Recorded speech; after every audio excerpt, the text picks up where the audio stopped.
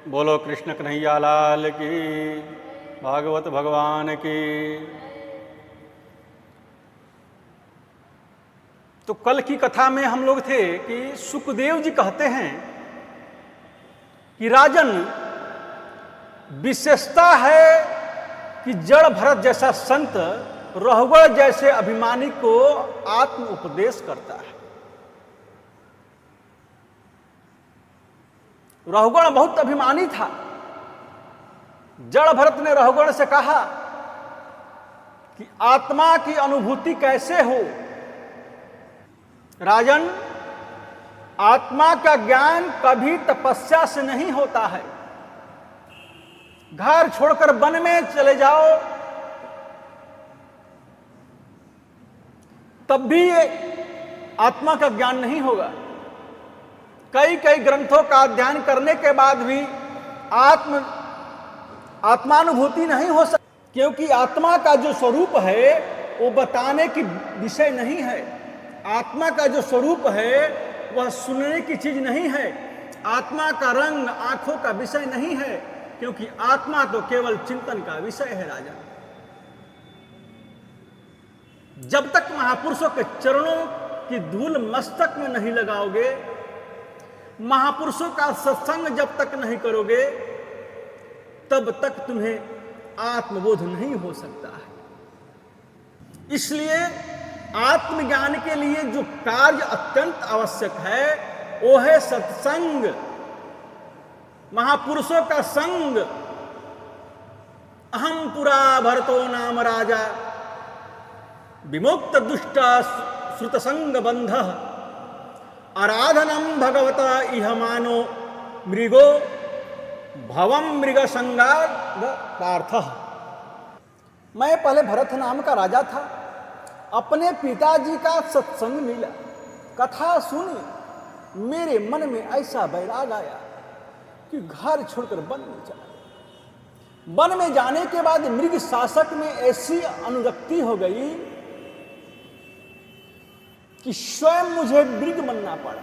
लेकिन मृग के शरीर में भी मेरे पूर्व जन्म की स्मृति नष्ट नहीं हुई, और वो स्मरण मेरे आज भी नष्ट नहीं होता। मैं कितना बड़ा भाग्यवान हूं। सत्संग का प्रताप है, एक कृष्ण चिंतन का प्रताप है। मैं आज संसार के असंग रहकर विचरण करता हूं। न मेरे किसी के प्रति लगाव है, न मेरे किसी के प्रति दुर्भाव है। दोनों ही परिस्थितियों में एक रस बनकर रहता हूं।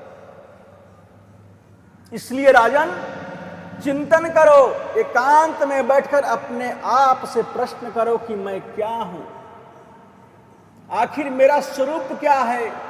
क्योंकि आत्मा का बोध जिससे हो जाता है राजन, उसे परमात्मा की प्राप्ति हो सकती है। इसलिए आत्मानुभूति करो। जब तक तुम्हें ये सोचोगे राजन कि ये कहार जो पालकी ढो रहे हैं ये छोटे हैं और मैं बड़ा हूं, तब तक ये भाव तुम्हारे मन में है, तुम्हें आत्मबोध नहीं हो सकता। संसार में एक दृष्टि से सबको देखो। छोटे से छोटे प्राणी, बड़े से बड़ा महापुरुष यदि आत्मिक दृष्टि से देखें तो सब एक है। अंतर किसी में नहीं समझना चाहिए। रहुगण महाराज के मन में ऐसा वैराग आया कि राजपाट छोड़कर परमात्मा के चिंतन में लग गए, निमग्न हो गए। आचार्य सुखदेव जी कहते हैं राजन, जड़ भरत जैसे महापुरुषों के अवतार से, जड़ भरत के संग से हमारी इस भूमि का नाम भारत है। हमारी भूमि पर 3 भरत हुए। 3 भरत, एक हैं कैकेयी कुमार श्री भरत, दूसरे हैं श्रीमद् भागवत के ज्ञानी जड़ भरत, और तीसरे हैं शकुंतला कुमार श्री भरत। इन तीनों भरत को हम वंदन करते हैं। एक भरत हैं भक्ति योगी, दूसरे हैं ज्ञान योगी, और तीसरे हैं कर्म योगी। इन तीनों महापुरुषों के नाम पर हमारी भूमि का नाम भारत वर्ष पड़ गया।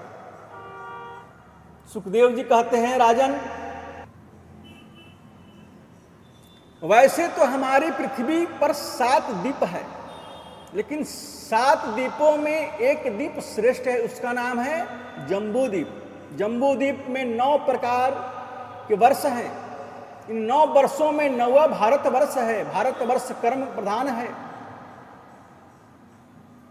अहो अनीशाम किम कार्य शोभनम प्रसन्न एशाम स्विदुता स्वयं हरि ऐरि जन्मा लब्धम नृषु भारताजिरे मुकुंद सेवौ पैकम अस्पृहा ही न। देवता भी तरसते हैं, प्रार्थना करते हैं कि हे भगवान, हमें भी मनुष्य का जीवन एक बार मिल जाए। मनुष्य शरीर मिले तो केवल भारतवर्ष में मिले, क्योंकि जो सुख इस पवित्र भूमि पर है वो स्वर्ग में भी नहीं मिल सकता है। स्वर्ग में हम चाहे तो भगवान नहीं सुन सकते। स्वर्ग में तो हम यहां जो सत्संग करते हैं उनका फल, उस पुण्य का फल भोगने स्वर्ग जाते हैं। पुण्य क्षय होने के बाद फिर संसार में आना पड़ता है। लेकिन भारत की भूमि पर सत्संग के माध्यम से हम अपने जीवन को संवार सकते हैं, क्योंकि ये भूमि कर्म प्रधान है। कर्म प्रधान विश्व करी राखा, जो जस करहि सो तस फल चाखा। जैसा कर्म करोगे वैसा ही फल मिलेगा। परीक्षित ने कहा, क्षमा करें, ये नरकों की बात आप कल भी कह रहे थे, ये नरक क्या है? आचार्य सुखदेव जी कहते हैं कि राजन, हमारी भूमि के दक्षिण दिशा में 99,000 योजन की ऊंचाई पर 28 प्रकार के नरक हैं। आदमी जब पाप कर्म करता है तो यमराज के दूतों गले में रस्सी बांध कर ले जाते हैं और नरक में डाल देते हैं। 28 नरक कौन से हैं? तामिश्र, अंध तामिश्र, रौरव, महारौरव, कुंभीपाक, कालसूत्र, असीपत्रवन, झूठी गवाही, और जो धोखा करता है उसे तामिश्र नाम के नरक में जाना पड़ता है। पराय धन को हड़पना चाहता है वह व्यक्ति अंध तामिश्र नरक में जाता है। जो व्यक्ति किसी से घृणा द्वेष करता है वो रौरव नरक में जाता है। जो व्यक्ति हिंसा करता है वह कुंभीपाक नरक में जाता है। राजा ने पूछा, एक कुंभीपाक नरक क्या है? सुखदेव जी बोले, बहुत बड़ी भट्ठी पर बड़ी कढ़ाई में हजारों मन तेल उबलता है, एकदम खौलता है तेल, और उसमें उस व्यक्ति को डाल दिया जाता है। अपने बुरे कर्म को याद करके उसको सजा भुगतनी पड़ती है। तकलीफ तो होती है मरने से ज्यादा, पर मरता नहीं है। इसलिए किसी भी प्राणी को कष्ट मत दो। सुंदर पशु पंछी परमात्मा की दृष्टि का ये सौंदर्य है। उसे हम जीवन नहीं दे सकते तो उसे मारने का हमारा क्या अधिकार है? अपने स्वार्थ के लिए मानव जीव हत्या करके उसको पकाकर खा जाते हैं। विदेशी लोग दिन पर दिन शाकाहारी होते जा रहे हैं। परिवर्तन मेरे जीवन में भागवत कथा सुनने से हुआ।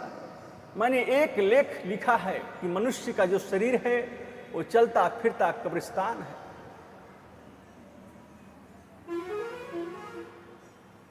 मैंने कहा ये कैसे?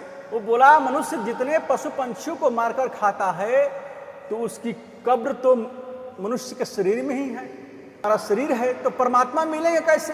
परमात्मा तो मंदिर में रहते हैं। हृदय को मंदिर बनाओ तो ही उसमें राधा माधव का वास होगा। हिंसा की वृत्ति को छोड़ो, वेद के विरुद्ध आचरण करेंगे तो फल भुगतना ही पड़ेगा। बोलो कृष्ण कन्हैया लाल की जय।